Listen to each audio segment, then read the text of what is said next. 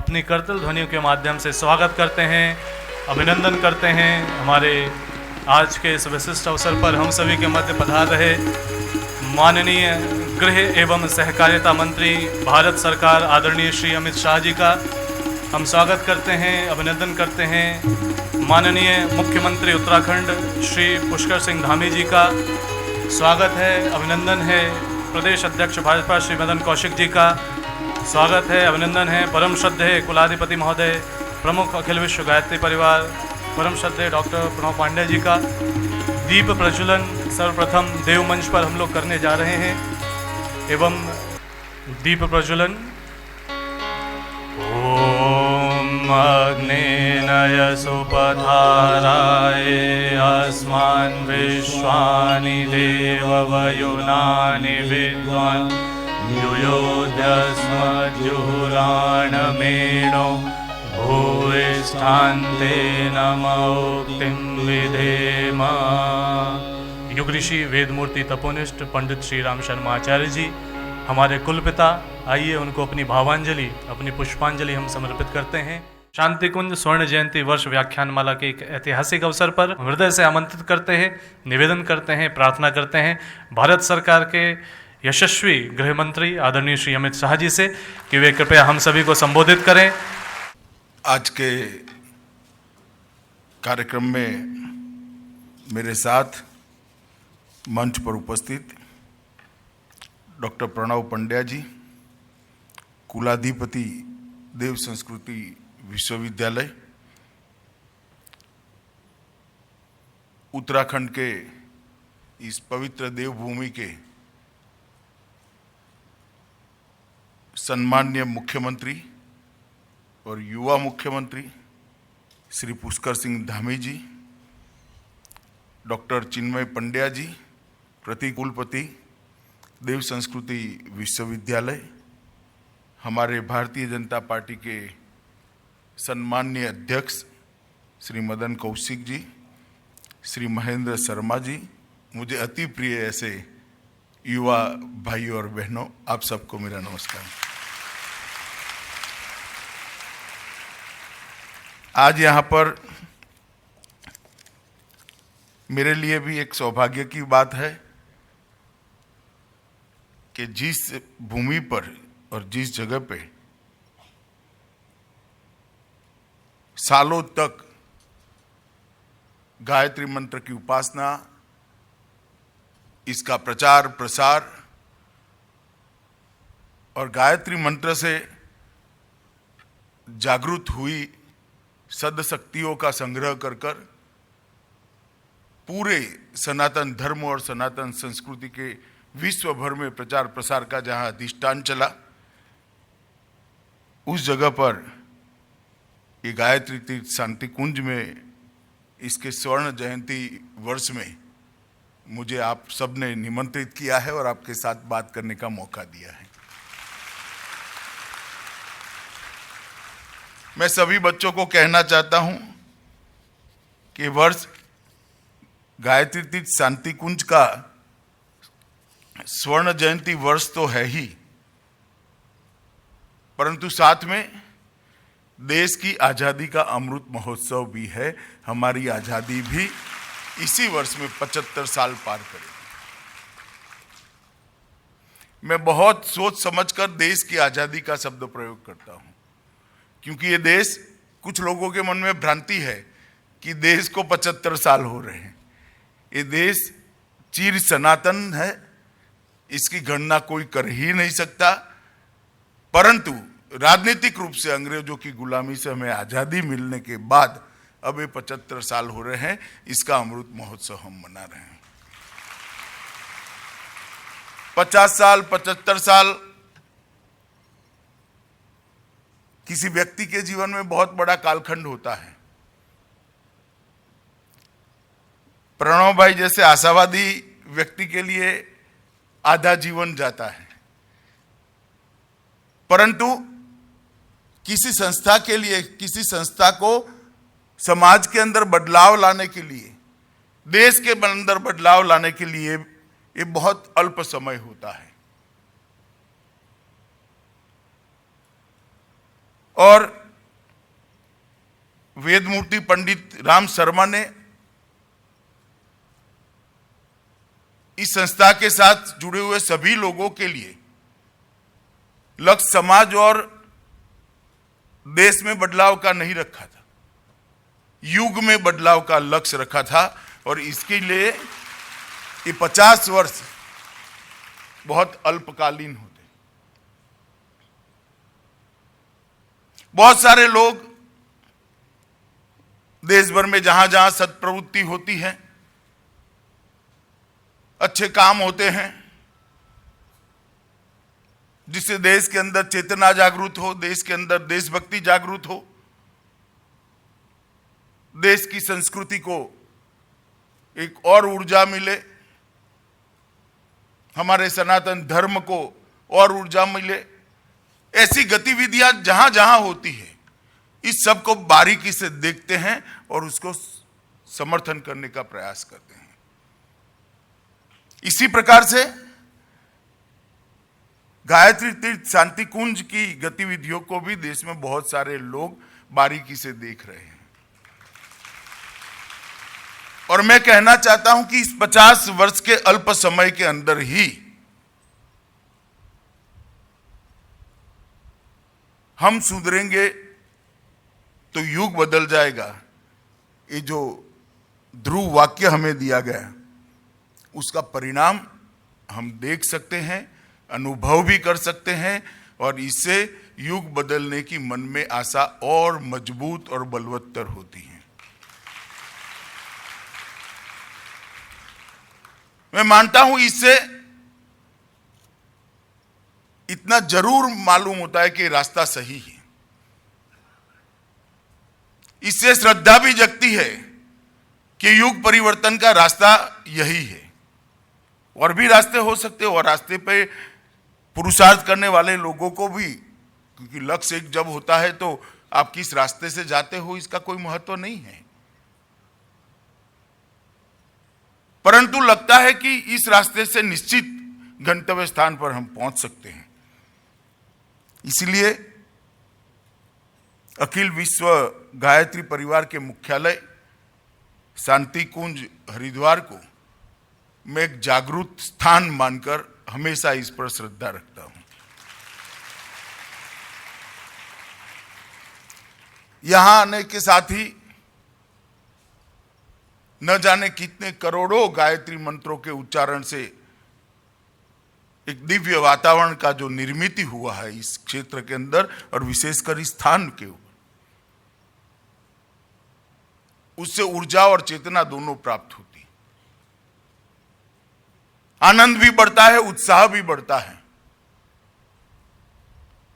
और वो अनुभूति होने के लिए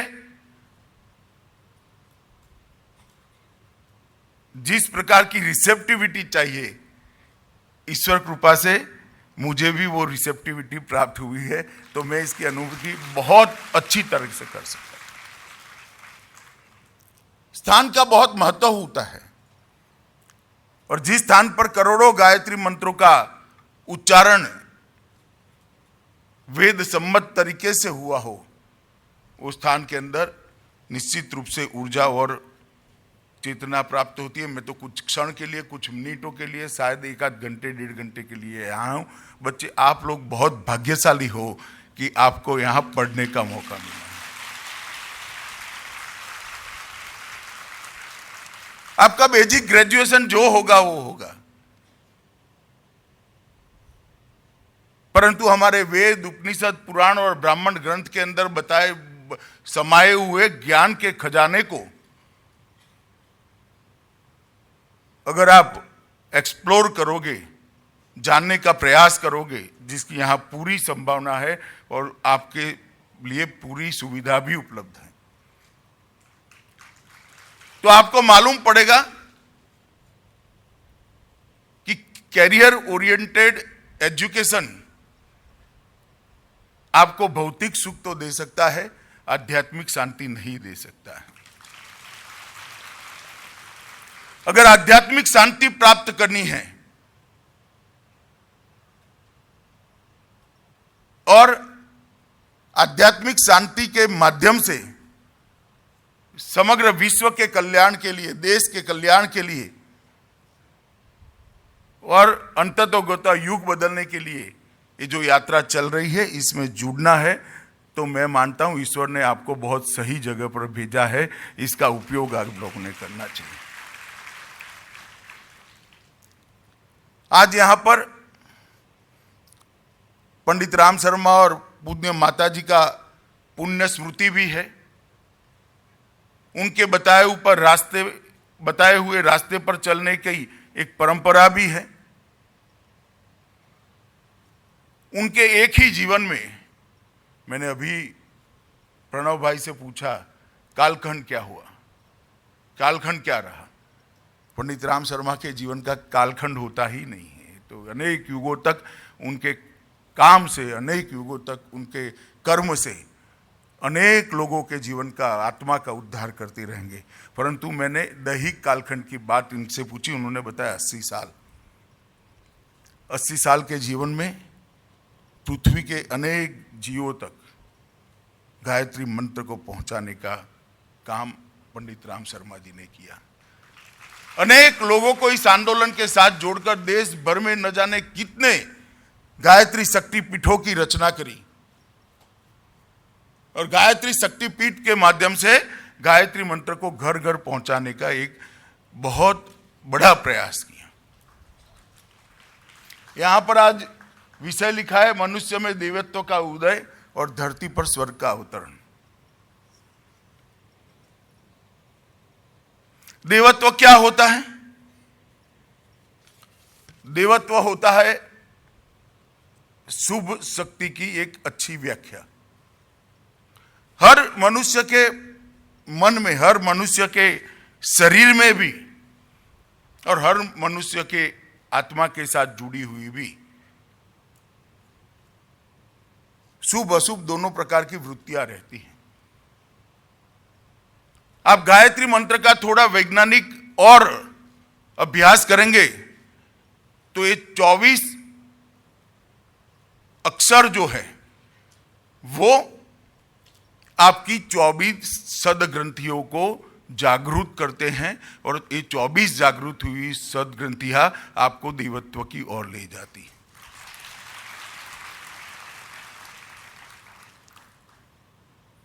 उसका विधि सम्मत, वेद सम्मत उच्चारण करने से ये 24 ग्रंथियां जागरूक होती हैं और हर ग्रंथि के जागरूक होने से जो अंतःस्रावों की उत्पत्ति होती है, इसके अंदर सद्वृत्ति होती है। दोनों प्रकार की वृत्ति है, दान की भी वृत्ति होती है, लोभ की भी वृत्ति होती है, वीरता भी होती है, कायरता भी होती है। अगर आपको दान और वीरता इस प्रकार के 24 सदलक्षणों को जागरूक करना है तो नित्य गायत्री मंत्र का विधि अनुसार उच्चारण ही आपको उस दिशा में ले जा सकता है और कोई पद्धति आपको नहीं ले जा सकती। और मैं इसलिए कह रहा हूं कि मैं भी वो सौभाग्यशाली व्यक्ति हूं जिसको बचपन से गायत्री मंत्र सिखाया गया। मैं 4 साल का था तभी मेरे पूजनीय दादाजी ने मेरी पढ़ाई लिखाई के लिए जो पंडित रखे थे, उन्होंने मुझे गायत्री मंत्र सिखाया था। मुझे मालूम नहीं था कि गायत्री मंत्र से क्या होगा। जिज्ञासु बालक था। मैंने गुरुदेव को पूछा कि आप मुझे गायत्री मंत्र से फायदा होगा ऐसा कहते हैं, मगर कैसे फायदा होगा वो तो मुझे मालूम ही नहीं। फायदा कैसे होगा? उन्होंने कहा माता जी को मलेरिया हुआ था, अब मलेरिया शरीर में से गया। सच बात है? मैंने बोला हाँ सच बात है। कैसे गया? मैंने बोला डॉक्टर ने दवाई दी। तो क्या माता जी को मालूम है कि उस दवाई से मलेरिया कैसे जाएगा? मैंने बोला ना। तो क्या अभी देर है, अभी आप गायत्री मंत्र का उच्चारण सीखिए और उच्चार करने की शुरुआत करिए, फायदा निश्चित होगा। और साथ अर्थ में जब बड़े होकर गायत्री मंत्र का समझने का उनके माध्यम से मुझे मौका मिला, तब मालूम पड़ा कि गायत्री मंत्र ये पृथ्वी पर देवत्व अवतरण करने का सबसे बड़ा धुरी मार्ग है, राजमार्ग है, नेशनल हाईवे है। और उसी गायत्री मंत्र को पूज्य पंडित राम शर्मा ने विश्व भर के अंदर प्रचारित करने का, फैलाने का काम किया, उसका महिमा मंडन करने का काम किया, और जो ज्यादा जिज्ञासु थे उसको गायत्री मंत्र का विज्ञान भी समझाने का काम किया। और मैं मानता हूं इसके माध्यम से करोड़ों करोड़ों लोगों के जीवन में परिवर्तन आया। बच्चों, यहां देश तो जागरूक करना मतलब क्या है? ज्ञान का मतलब क्या है? संगीत में भी ज्ञान है, ज्योतिष में भी ज्ञान है, गणित में भी ज्ञान है, विज्ञान में भी ज्ञान है, भाषा व्याकरण उसमें भी ज्ञान है, सांख्य और तर्क में भी ज्ञान है। ज्ञान का मतलब क्या है? जब ये सवाल किसी मुमुक्षु ने किसी ज्ञानी व्यक्ति को पूछा, उन्होंने ज्ञान की बहुत सरल व्याख्या कर दी, स्व पर से पर पहुंच जाओ, वो ही ज्ञान है। अपना विचार करने की जगह दूसरों का विचार करना, अपना विचार करने की जगह समग्र सृष्टि का विचार करना, अपना विचार करने की जगह देश का विचार करना, अपना विचार करने की जगह देश के पूरे समाज के उत्थान का और भारत माता को विश्व गुरु बनाने का विचार करना, वो ही ज्ञान है। रास्ता कोई भी ले लो, आप इंजीनियर हो, आजीविका के लिए जो चाहे वो चाहिए ही, परंतु कैरियर का गंतव्य स्थान क्या, तो वो खुद के लिए नहीं होना चाहिए। आप डॉक्टर हो, आजीविका के लिए कुछ चाहिए ही, करना भी चाहिए, परंतु गंतव्य स्थान क्या? विश्व भर के दर्दियों की सेवा हो, इस दिशा में काम करना एक गंतव्य स्थान होना चाहिए। बड़ी गाड़ी, छोटी गाड़ी से बड़ी गाड़ी लाना गंतव्य स्थान नहीं होना चाहिए। अगर ये वृत्ति, ये प्रकृति हम अपने अंदर निर्मित कर देते हैं, वहीं से देवत्व की जागृति होती है। यहां इतने सारे बच्चे बैठे हैं, कितने सारे लोग बैठे हैं। आप बाहर जाओगे तो एक एक्सीडेंट हो जाएगा, किसी को खून निकल आएगा, बहुत कम लोग होंगे जिनके मन में आनंद आएगा। पहली भावना आएगी कि अरे रे बेचारे को लग गया। ये मूल भावना है मानव जीवन की। करुणा और अच्छा सोचना, ये मूल भावना है। इस पर समय जाते जाते अलग अलग प्रकार के आवरण पड़ जाते हैं, और फिर मेरा क्या, भले नीचे पड़ा है, मुझे देरी हो रही है, मुझे एम्बुलेंस बुलाने की जरूरत नहीं, ये सारी चीजें जुड़ती जाती हैं। तो हमारा जो मानव जीवन का मूल स्वभाव है, उसको ज्यादा से ज्यादा विस्तृत करते करते करते करते उसमें से स्व कम करते जाना, यही देवत्व जागृत करने का एक रास्ता है। हमारे देश में कई सारे ऋषि मुनि हुए, कई सारे तपस्वी हुए, उन्होंने कभी पेटेंट नहीं कराया। इतने सारे मंत्र, इतना सारा ज्ञान, नक्षत्रों का ज्ञान, राशियों का ज्ञान, अवकाश का ज्ञान, संगीत का ज्ञान, विज्ञान का ज्ञान, किसी ने पेटेंट नहीं कराया। और ढेर सारे हजारों साल के संस्कृति के धारा प्रवाह के अंदर ढेर सारे लोगों ने ऐड करते गए, ऐड करते गए, ऐड करते गए, और ये महान संस्कृति, ये महान धर्म की रचना हुई।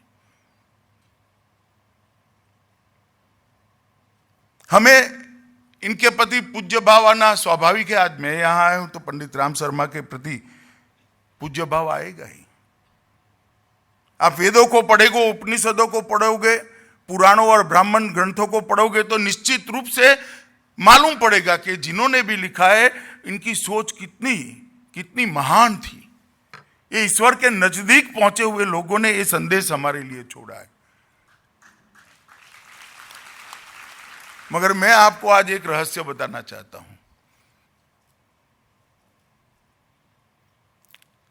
चाहे महर्षि विश्वामित्र हो, चाहे वशिष्ठ हो, चाहे पराशर हो, ईश्वर ने आपके अंदर भी इतनी ही क्षमताएं रखी है, इतनी ही क्षमताएं छोड़ी हैं। ईश्वर कभी किसी के साथ अन्याय नहीं कर सकता। हर जीव को समान अपॉर्चुनिटी दी है, हर जीव को समान अपॉर्चुनिटी दी। जैसे बारिश होती है तो एक अमीर और गरीब आदमी साथ में चलते हैं। आमतौर पर समाज जीवन के अंदर हमारी व्यक्ति को भाग्यवान व्यक्ति कहते हैं, क्योंकि उसके पास कुछ धन ज्यादा हो गया है। खैर, मैं उस व्याख्या से सहमत नहीं हूं, परंतु अमीर और गरीब दोनों साथ में चलते हैं और ऊपर से बारिश गिरती है, तो बारिश तो सबके लिए गिरती है भी, मगर देखना गरीब व्यक्ति जो होगा उसके हाथ में छाता नहीं होगा, वो आराम से ईश्वर के आशीर्वाद का आनंद लेगा, अपने आप को भिगोएगा और बारिश का आनंद लेगा। और जो अमीर व्यक्ति होगा वो छाता खोलेगा और ईश्वर के आशीर्वाद को रोक लेगा।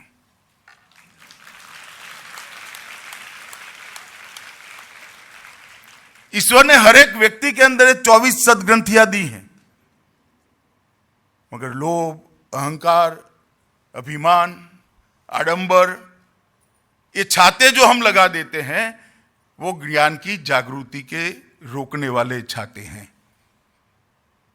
हमने सोच समझकर धीरे धीरे धीरे जीवन में आयु का कोई भी साल हो, अगर ये ज्ञान मिल जाता है, वो छाते को हटाने का प्रयास करना चाहिए और कभी न लगे वो छाते, इसकी चिंता करनी चाहिए।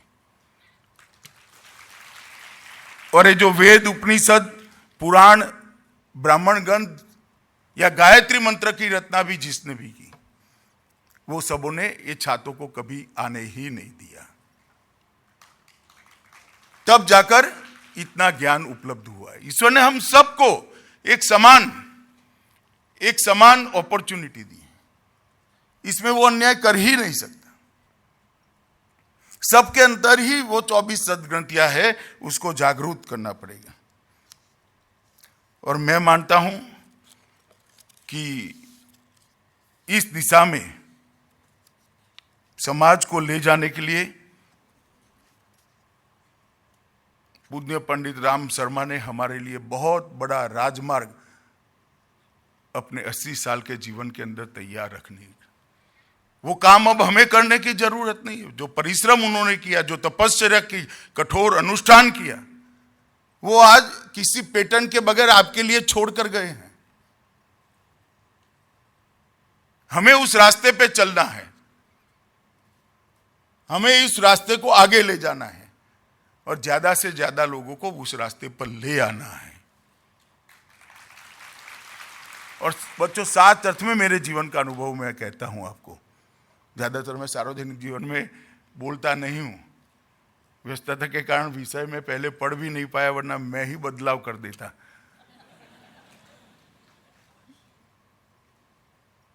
परंतु मैं साच अर्थ में कहता हूं, मेरा व्यक्तिगत अनुभव है, गायत्री मंत्र का वेद सम्मत उच्चारण ये आपके जीवन को परिवर्तित कर देगा। मेरी बात आप मान कर चलना, ये सच मेरा खुद का अनुभव है, ये पढ़ी लिखी बात नहीं है। हमारे सनातन धर्म के अंदर इस प्रकार के शरीर विज्ञान के और प्रकृति के कई सारे रहस्यों को बहुत सरल प्रकार से हमारे लिए, मानो मैंने जैसे कहा ना कि क्विनाइन की गोली, ऐसी कई प्रकार की कैप्सूल बनाकर रखी है। इसको जानने की इच्छा हो, कोई सद्गुरु मिल जाए तो जरूर जानिए, मगर मैं गारंटी लेता हूं कैप्सूल ले लीजिएगा, कोई नुकसान नहीं होगा, फायदा ही होगा। इसके अंदर क्या है वो जानना चाहिए। सद्गुरु मिल जाए तो जानने का प्रयास भी करिए। जिज्ञासा हमेशा व्यक्ति को आगे ही पहुंचाती है। परंतु ये सौभाग्य न मिले तो कैप्सूल पर शंका मत करना, इसको स्वीकार कर लीजिए और बोलते बोलते बोलते अंदर के अंदर, आपके अंदर रहा हुआ आत्मा ही इसको शुद्धि की ओर ले जाएगा और आप ही उसको शुद्ध कर दोगे। शायद गुरु की जरूरत ही न पड़े। पंडित राम शर्मा जी द्वारा उन्होंने सत्संकल्पों को एक संग्रहित करने का काम किया। ये तो ज्ञान का खजाना है, सभी लोगों के बस की बात नहीं है कि इसको समझना, पढ़ना, आत्मसात करना और जीवन के अंदर उतारना, और इसको आज के समय के अनुरूप भी ढालना पड़ेगा। जिनकी मेघा जागृत नहीं हुई है वो लोग ये नहीं कर पाते हैं। मगर पंडित जी ने हमारे लिए कर रखा, और सत्संकल्प जो उन्होंने हमारे सामने रखे वो हमारे जीवन के लिए पथदर्शक। मैं कुछ दोहराना चाहता हूं। आप लोग तो यहाँ पढ़ते ही होंगे, मगर इस कार्यक्रम को क्योंकि मैं आया हूं, मेरे पार्टी के भी अनेक कार्यकर्ता ऑनलाइन देख रहे हैं। हम ईश्वर को सर्वव्यापी, न्यायकारी मानकर उसके अनुसार, आप मत दोहराइए, मैं बता देता हूं, अनुशासन को अपने जीवन में उतारेंगे। शरीर को भगवान का मंदिर समझकर आत्म संयम और नियमितता के द्वारा अपने खुद के आरोग्य की रक्षा करेंगे, क्योंकि मानव जीवन ईश्वर का सबसे बड़ा आशीर्वाद है। ये शरीर की रक्षा करना, इसको आरोग्य की रक्षा करना, ये सबसे बड़ी हमारी प्रायोरिटी होनी चाहिए। मन को कुविचारों और दुर्भावनाओं से बचाएंगे। इसके लिए स्वाध्याय और सत्संग की व्यवस्था अपने जीवन में आदत के साथ हम रखेंगे।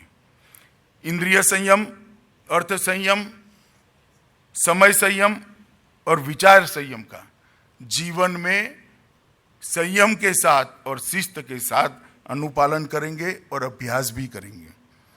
अपने आप को समाज का अभिन्न अंग माने और सबके हित में ही अपना हित।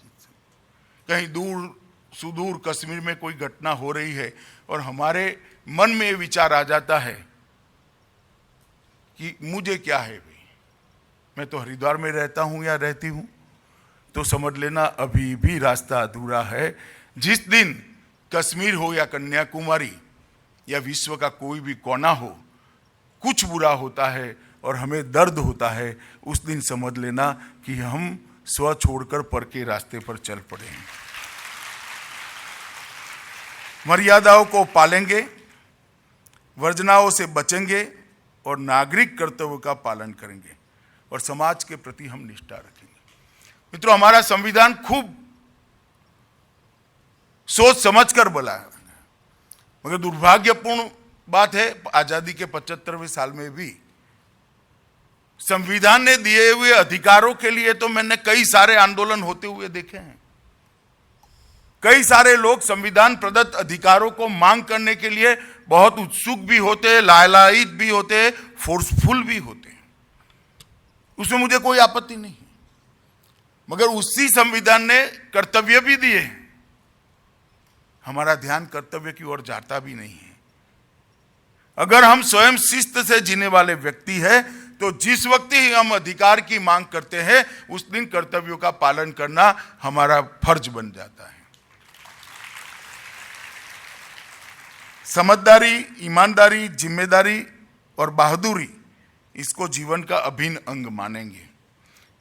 चारों ओर मधुरता, स्वच्छता, सादगी एवं सज्जनता का वातावरण उत्पन्न करेंगे। परंपराओं की तुलना में हम विवेक को ज्यादा महत्व देंगे। सज्जनों को संगठित करने, अनैति का सामना करने और नवसृजन की गतिविधियों में पूरी रुचि लेंगे। और अंत में, मैं सब नहीं पढ़ना चाहता, अंत में हम सुधरेंगे, युग सुधरेगा, हम बदलेंगे, युग बदलेगा। ये मंत्र को हम अपने जीवन का कर्तव्य पथ बनाएंगे। अगर इस मंत्र को देश के सभी लोग स्वीकार कर लेते हैं, तो युग का तो मालूम नहीं है, परंतु युग बदलने के लिए भारत की भूमिका सुनिश्चित हो जाएगी। 2002 से यहाँ पर इस विश्वविद्यालय की स्थापना हुई है। आज 50 से ज़्यादा विश्वविद्यालय और शिक्षा केंद्रों के साथ इसके अनुबंध हो चुके हैं। डॉक्टर प्रणव पंड्या आज यहाँ उपस्थित है। डॉक्टर साहब को पूरा जीवन उन्होंने इस गतिविधि के लिए समर्पित किया है। मैं कई बार विचार करता हूँ कि ईश्वर कई बार किसी न किसी को भेज देता है जिससे गतिविधियां आगे बढ़ती है, सदप्रवृत्ति आगे बढ़ती है। प्रणव भाई को भी यही समझकर शांति कुंज में भेजा है। मित्रों, आज आजादी का अमृत महोत्सव का वर्ष है। आजादी का अमृत महोत्सव देश के प्रधानमंत्री श्री नरेंद्र मोदी जी ने तय किया है कि हम इसलिए मनाएंगे।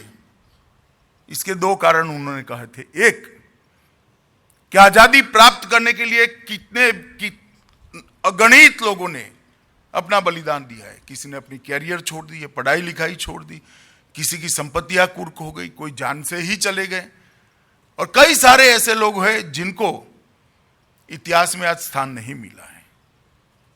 कई अनजान लोग जिन्होंने आजादी के लिए बलिदान दिया, वो आज देश भर में बिखरे पड़े हैं। ये वर्ष है उन सबको ढूंढकर, संजोकर, उनकी स्मृतियों का एक ग्रंथ बनाकर हमारी नई पीढ़ी को देशभक्ति का संस्कार सिंचित करें। उनको ये बताना कि हमारे पुरखों ने अगर उस वक्त ये न करा होता तो आज हम विश्व के अंदर एक लोकतांत्रिक देश के नाते, एक गौरवमयी भारत के नागरिक के नाते सम्मान के साथ सीना उठाकर चल न सकते। उसकी अनुभूति कराना और उसके द्वारा जो इनकी बच्चों में देशभक्ति जागृत होती है, इससे माध्यम से पुनः एक बार राष्ट्र के पुनर्निर्माण के काम में अंदर इनको जोड़ना, एक ही है।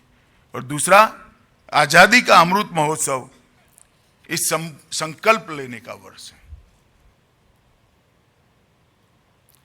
संकल्प इसलिए लेना है कि हमने एक लक्ष्य तय करना है कि जब आजादी के 100 साल मनाएंगे, शायद हम मंच पर बैठे हुए में से बहुत कम लोग होंगे, प्रणव भाई तो होंगे ही, 30 साल रहना है उनको, मगर बहुत कम लोग होंगे।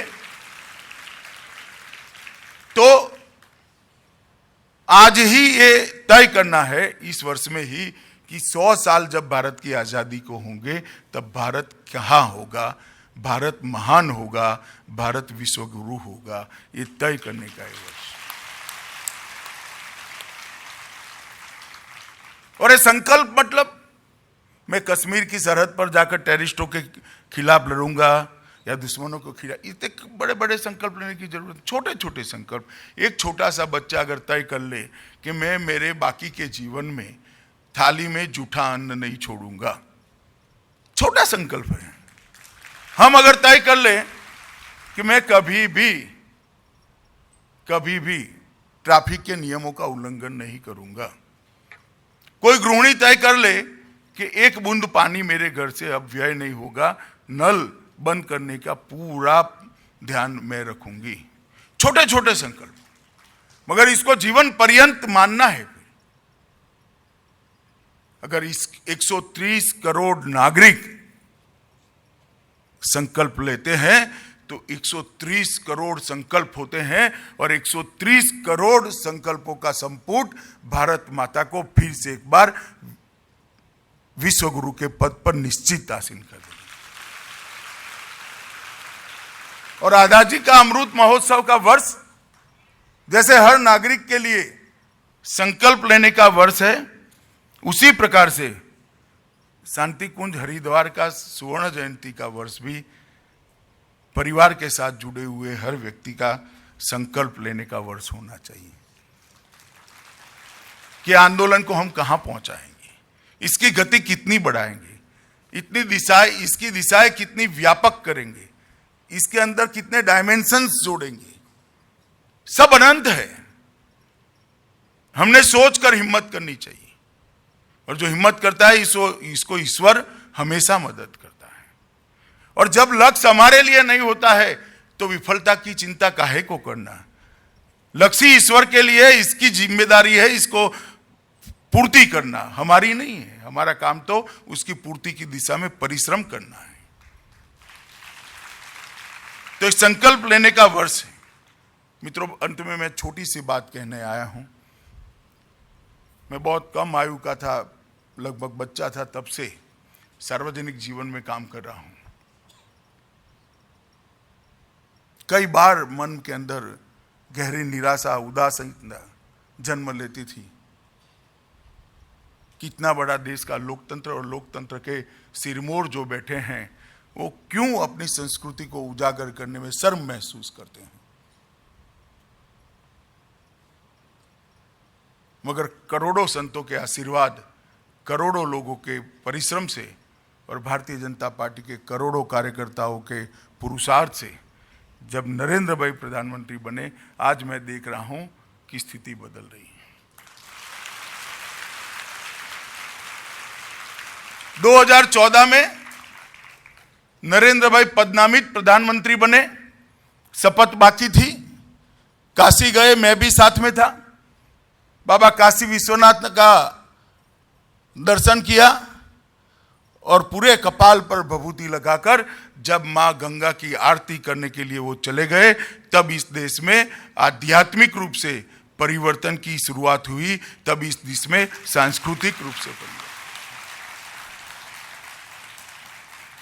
जब भारत का प्रधानमंत्री पशुपतिनाथ के दर्शन करने के लिए जाता है और भारत के खजाने से रक्त चंदन उपहार के रूप में पशुपतिनाथ के चरणों में समर्पित करता है, तब मालूम पड़ता है कि देश की दिशा अब बदल गई है।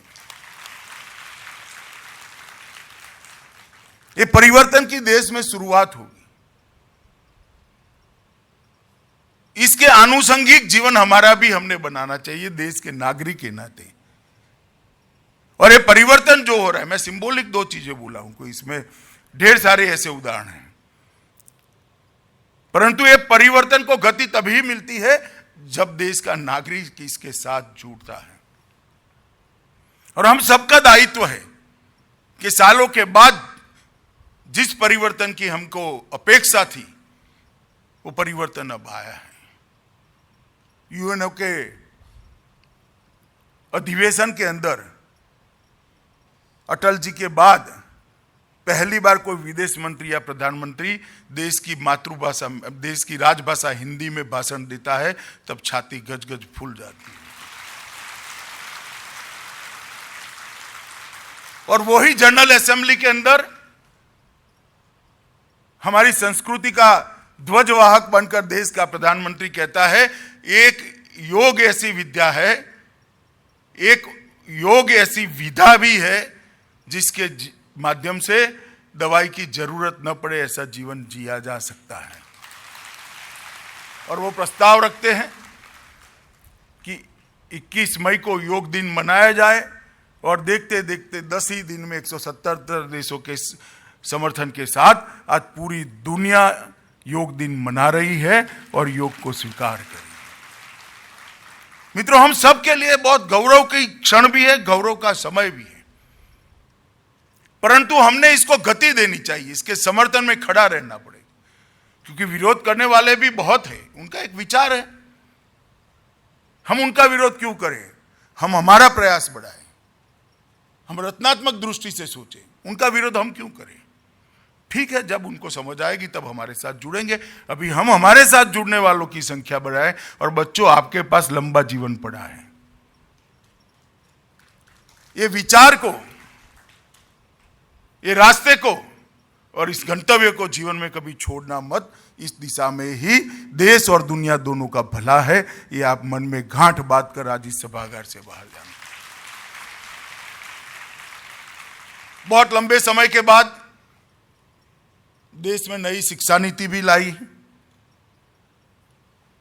और मैं बेधड़क रूप से कह सकता हूं, मैंने पूरी शिक्षा नीति पढ़ी है।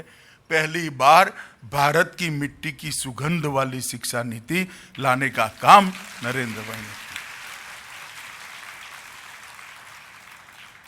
रटे रटाए ज्ञान से आगे बढ़कर ज्ञान के तत्व तक जाना, उसकी क्षमताओं को पहचानना, उसकी क्षमताओं को नवी उड़ान देना और उसके अपनी मातृभाषा में पढ़ने के लिए पूरी व्यवस्था उपलब्ध करना, ये नई शिक्षा नीति का मूल है।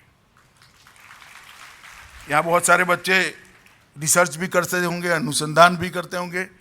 मेरा आप सबसे अनुरोध है कि साइट पर जाकर नई शिक्षा नीति डाउनलोड कर उसको बारीकी से पढ़िए। उसकी भाषा पर मत जाइएगा, इसके अंदर के तत्व को आप समझिए।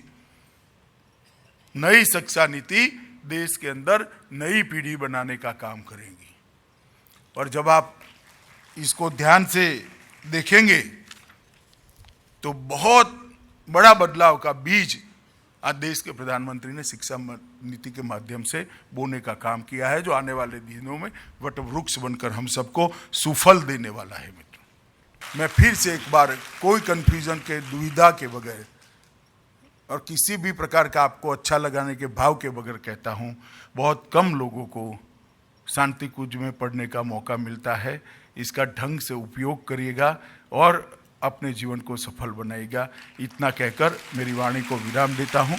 भारत माता की जय। हमारे YouTube चैनल शांति कुंज वीडियो गायत्री परिवार को सब्सक्राइब करें एवं बेल आइकन जरूर दबाएं ताकि गायत्री परिवार की विभिन्न गतिविधियों की जानकारी आपको मिलती रहे।